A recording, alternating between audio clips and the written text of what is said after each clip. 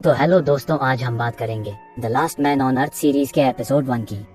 तो कहानी की शुरुआत एक रहस्यमयी वायरस से होती है जो हर इंसान को खत्म कर देता है। पर फिलिप मिलर पृथ्वी पर एक अंतिम इंसान बचा हुआ व्यक्ति है। वह पिछले 1 साल से अकेला रह रहा है और अधिक लोगों की तलाश के लिए अमेरिका घूम रहा है। वह हर एक राज्य में जाता है और खाली शहरों को मार्क करता है और संग्रहालयों से कलाकृतियां और महंगी पेंटिंग चुराता है। इंसानों को खोजने के असफल मिशन के बाद फिलिप अपने शहर टक्सन लौटने का फैसला करता है। फिर भी वह आखिरी प्रयास के रूप में वह हर बिलबोर्ड पर अलाइव इन टक्सन लिखता है। टक्सन में वह अपने लिए सबसे बड़ा घर चुनता है और उसे अपना नया घर घोषित करता है। और वह अगले कुछ दिन सभी प्रसिद्ध चित्रों, व्हाइट हाउस की एक चटाई, अपनी एक तस्वीर और अन्य वस्तु सजाने में बिताता है। लेकिन हर दिन सोने से पहले फिलिप हाथ की लकीरें घिसने के लिए भगवान से माफी मांगता है और चाहता है कि वो मृत्यु से पहले कम से कम एक लड़की से मिलवा दे। अगले दिन ऐसी ढेरों कारें हैं जिनका इस्तेमाल वो ड्राइव करने के लिए कर सकता है। वह अपने अंडरवियर में किराने की दुकान पर जाता है और बंदूक का उपयोग करके कांच फोड़ता है। केवल 1 साल में वह इंसानी रवैये को पूरी तरह से भूल गया है, क्योंकि उसे सबक सिखाने वाला कोई नहीं है।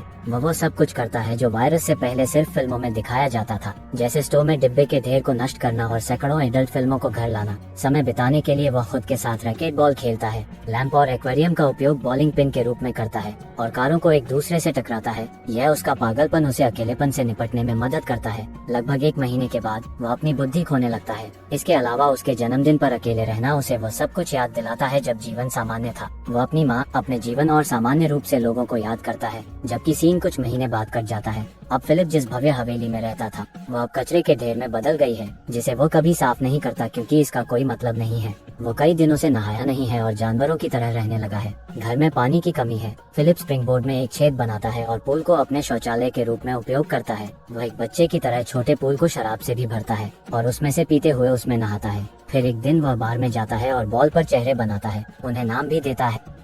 वो उनसे ऐसे बात करता है जैसे वे उसके असली दोस्त हो, बस यह महसूस करने के लिए कि वह अकेला नहीं है। रात में वह एक बॉल को कपड़े की दुकान पर लाता है और एक पुतले से बात करता है जैसे वो उसे पसंद करता है। और जब उसका हाथ टूट जाता है तो फिलिप अपना दिमाग खो देता है। फिर वो फैसला करता है कि वह अब और नहीं जीना चाहता और वो पहाड़ी पर जाता है। वह अपने सभी बॉल फ्रेंड्स को हमेशा के लिए याद रखने का वादा करते हुए उन्हें विदाई देता है। फिर वह अपनी कार को पूरी गति से चट्टान की ओर लाता है, लेकिन अचानक वह दूर से धुआं उठता हुआ देखता है और टकराने से पहले कार को रोक देता है। फिलिप को अपनी आंखों पर विश्वास ही नहीं हो रहा है और वह तुरंत धुएं का पीछा करता है और वह तक पहुंचता है और उसे कुछ ऐसा दिखाई देता है जिसे देखने के लिए वह पिछले 1 साल से भीख मांग रहा था। किसी ने अपनी ब्रा को धूप में सुखाने के लिए छोड़ दिया है। फिलिप उसकी गंध लेता है और वो इतना हैरान हो जाता है कि वह बेहोश हो जाता है। जब वह उठता है तो देखता है कि एक खूबसूरत लड़की उसे गोद में लिए हुए है। वह बहकावे में आकर उसकी इच्छा पूरी करने का वादा करती है और उसे चूम लेती है। फिलिप आनंद ले रहा है, पर वो उठता है और उसे पता चलता है कि वो सपना देख रहा था। उसके सामने वाली लड़की बदसूरत तो नहीं पर उम्र में बड़ी होती है।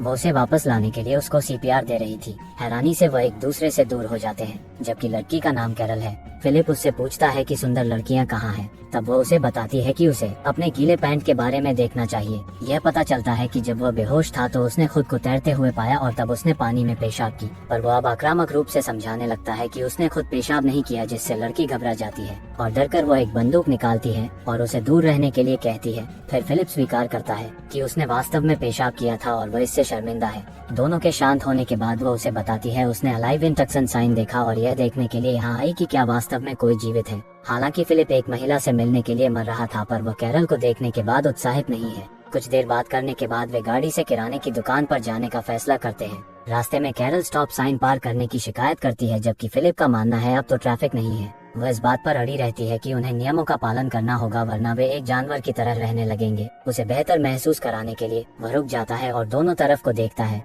यह बताता है कि कोई भी सड़क पार नहीं कर रहा है। जब वे किराने की दुकान पर आते हैं तो फिलिप पार्क में विकलांग लोगों की जगह पर गाड़ी लगाता है, तो कैरल उससे फिर से बहस करती है। पर फिलिप जोर देकर कहते हैं कि विकलांग लोगों के पास अपनी कार पार्क करने के लिए बहुत सारी जगह है। जब कैरल अभी भी उसे कहीं और पार्क करने का आग्रह करती है तो वो गाड़ी को स्टोव में घुसा देता है। उसके बाद वो घर आते हैं और कैरल उसके रहने के तरीके से नफरत करती है। उसके पास 2 स्विमिंग पूल हैं, एक में उसका पॉटी और दूसरे में कचरा भरा है। तब कैरल ने उस पर पेंटिंग चुराने का भी आरोप लगाया, हालांकि उन्हें पता है कि वह अब किसी की नहीं है।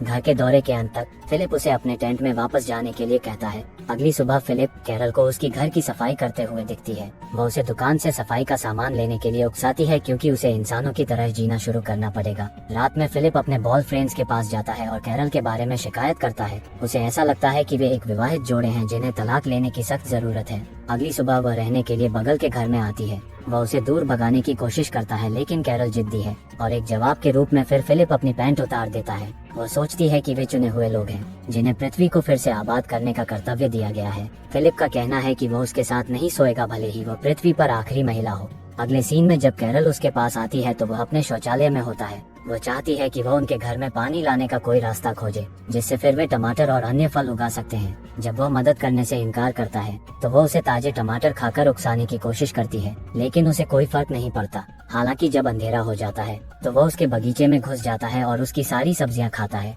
अगली सुबह कैरल उसके दरवाजे पर दस्तक देती है और उसे टमाटर से भीगा हुआ पाती है, पर फिलिप अब भी दावा करता है कि उसने उन्हें चुराया नहीं है और वह देखता है कि मैनहोल से अपने घर में पानी लाने की कोशिश करते समय कैरल के पैर में चोट लगी है। कुछ दिनों बाद वह एक सभ्य इंसान की तरह जीने की कोशिश करना छोड़ देती है। फिलिप उसे उसके स्विमिंग पूल में शौचालय की नकल करते हुए पाता है। कैरल सोचती है कि उन दोनों का जीवन में कोई उद्देश्य नहीं है, वे किसी भी तरह से एक संपूर्ण मानव निर्माण करने में सक्षम नहीं है, जबकि वे अपनी $1 मिलियन की हवेली में शौचालय की व्यवस्था भी नहीं कर सकते हैं। तब वह फिलिप को बहुत बुरा महसूस कराती है, इसलिए वह शहर की पानी की टंकी के पास जाता है और कैरल के बगीचे में पानी लाने का रास्ता बनाता है। वह अंत में उसे देखकर खुश होती है और उसे रात के खाने पर आमंत्रित करती है। रात में फिलिप लंबे समय के बाद अच्छे खाने का आनंद लेता है और फिलिप का कहना है कि वह अब उसके साथ सोने के लिए तैयार है। हालांकि कैरल शादी से पहले प्यार नहीं करना चाहती। शुरू में फिलिप हंसता है, यह सोचकर कि वह एक मजाक है, लेकिन वह गंभीर हो जाती है। अंत में वे अगले दिन शादी करने का फैसला करते हैं।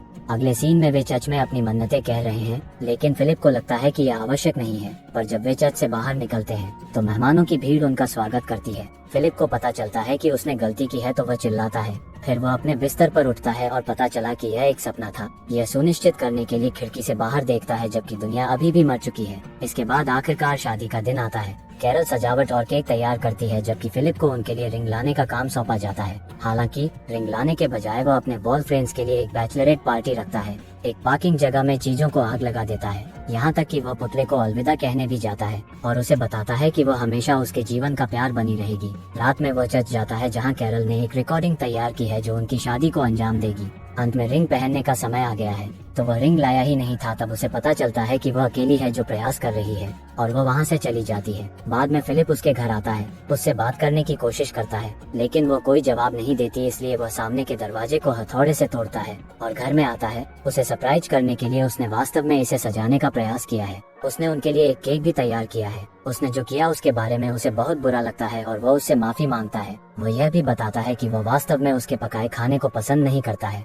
लेकिन फिर भी उसे खुशी है कि वह साथ में मौजूद है क्योंकि उसके बिना वह अभी जीवित नहीं होता। इतना कहने के बाद फिलिप उसे बाहर लाता है और वे एक गहने की दुकान पर जाते हैं जहाँ कैरल को अपनी पसंद की सभी रिंग मिलती हैं। वे अंत में शादी को अंजाम देते हैं। रात में दोनों प्यार करते हैं लेकिन कैरल रात भर बात करना बंद नहीं करती। अगली सुबह वह उसे अपने घर में रैकेट बॉल खेलते हुए पाती है। फिलिप को लगता है कि वह उसे फिर से सताने जा रही है, लेकिन वह उस खेल में शामिल होती है। जिसके बाद वे दिन का आनंद अग्निरोधक सूट बनाते हैं और एक दूसरे को आग लगाते हैं। बियर के डिब्बे पर बुलडोजर चलाते हैं और फिलिप की पूर्व प्रेमिका से मिलने जाते हैं। उसके पति पर ट्राई मारने के लिए कैरल उसे पीटने लगती है। पहली बार फिलिप खुश है कि उसने उससे शादी की और सोचता है कि उनका जीवन अब बेहतर हो सकता है। और जैसे ही वे घर वापस जा रहे थे तब उन्होंने अचानक एक जंक्शन पर एक लिमो को टक्कर मार दी। तब हैरान फिलिप देखता है कि एक खूबसूरत लड़की उसमें से निकल रही है, तो उसे अपनी शादी पर पछतावा होने लगता है। और इसी के साथ एपिसोड 1 खत्म होती है। अगर हो सके तो वीडियो को लाइक करें और चैनल को सब्सक्राइब। मिलते हैं किसी और वीडियो में। Thank you.